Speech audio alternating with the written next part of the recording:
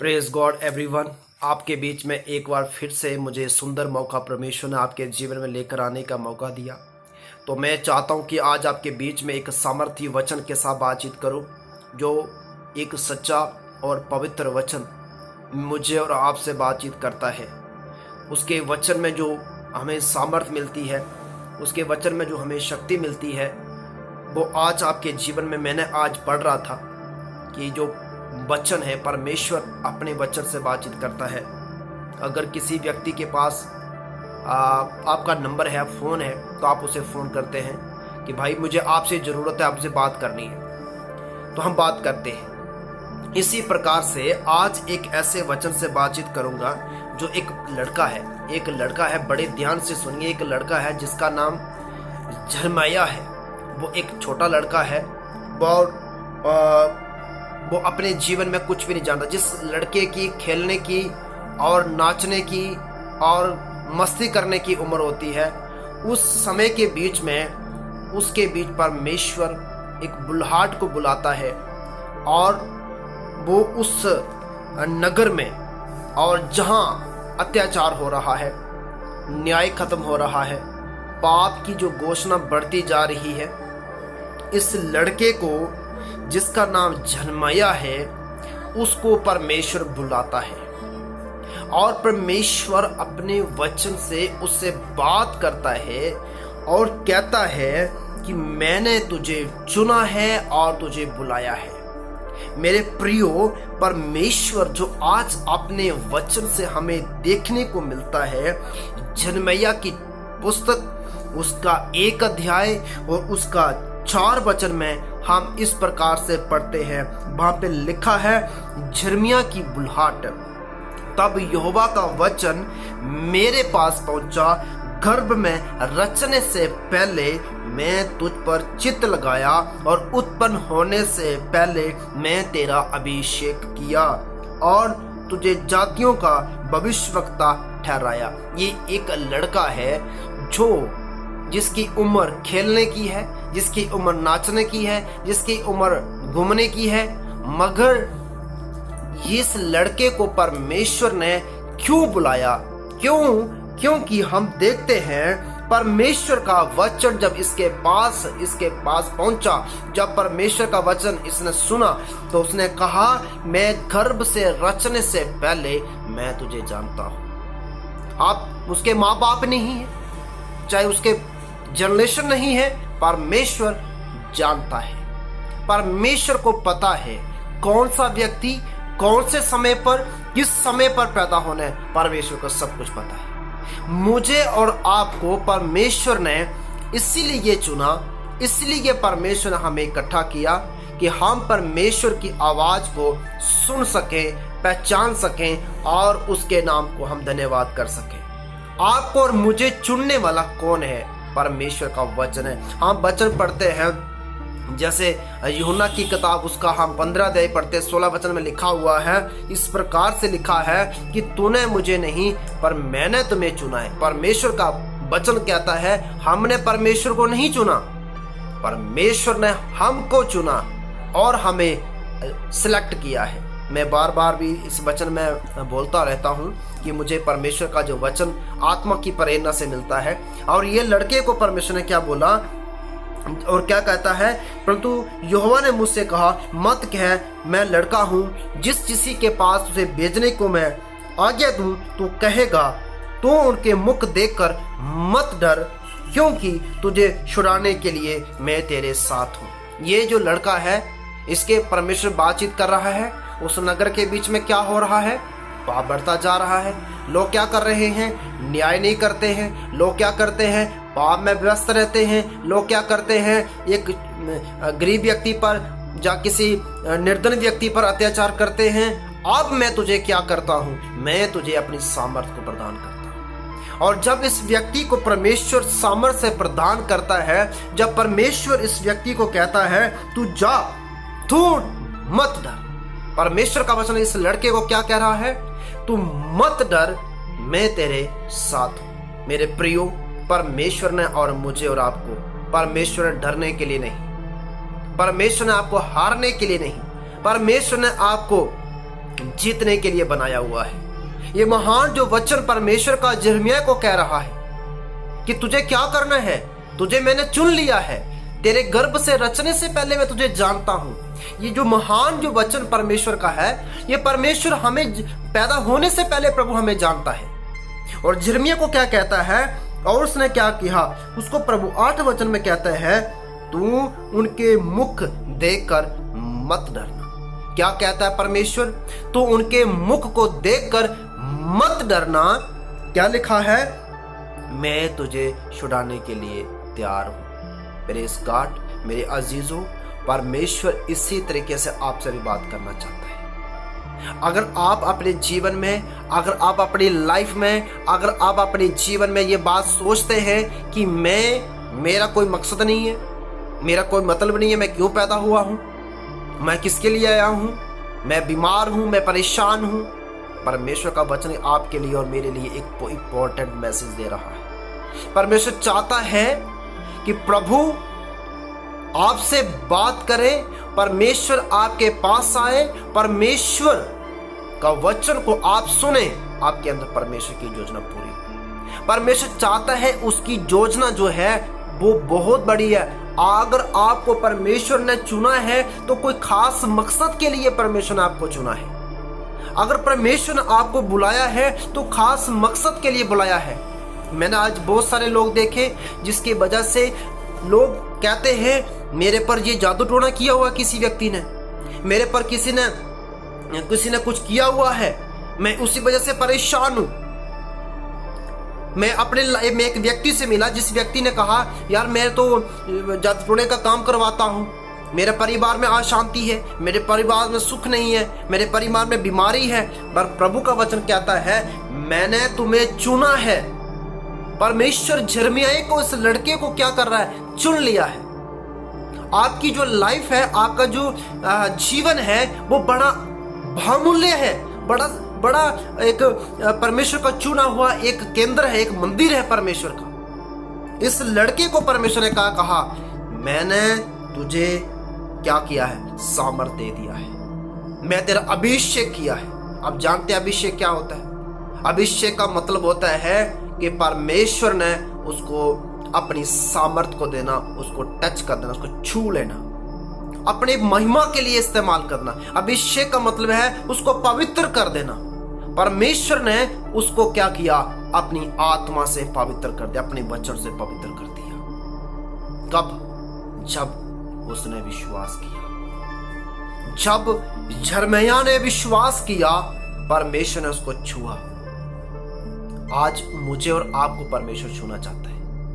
क्या आप परमेश्वर के वचन सुनने के लिए टाइम है? क्या आज इस वचन को सुनने के लिए आपके पास वक्त है? एक ऐसा लड़का, एक ऐसे घराने का जिसका अर्थ हम देखते हैं कि परमेश्वर का वचन उसे कहता है कि चुना हुआ और परमेश्वर के कामों के लिए सिलेक्ट किया गया।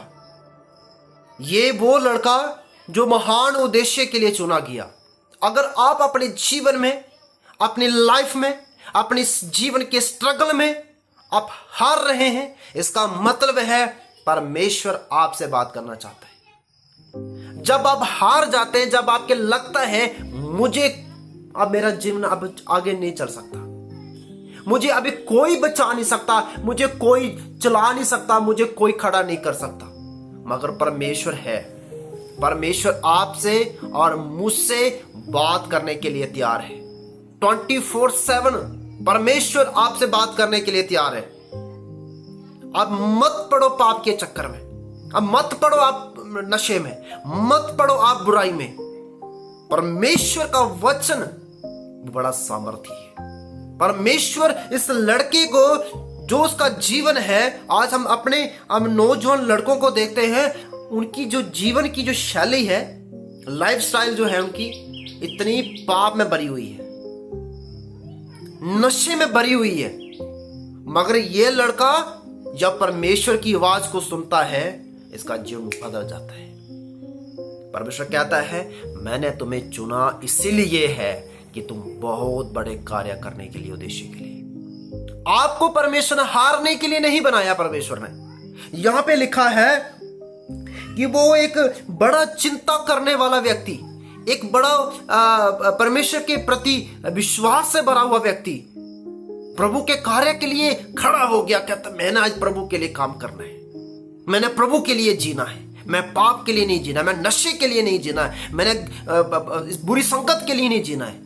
आपका जीवन एक ही बार मिला है, आपको दोबारा आपको जीवन बिल्कुल नहीं मिलेगा, क्योंकि आप बड़े उद्देश्य के लिए चुने गए, रचे गए हैं। इसलिए वचन कहता है, प्रभु इसमें क्या कहा, 6 वचन पढ़ते हैं।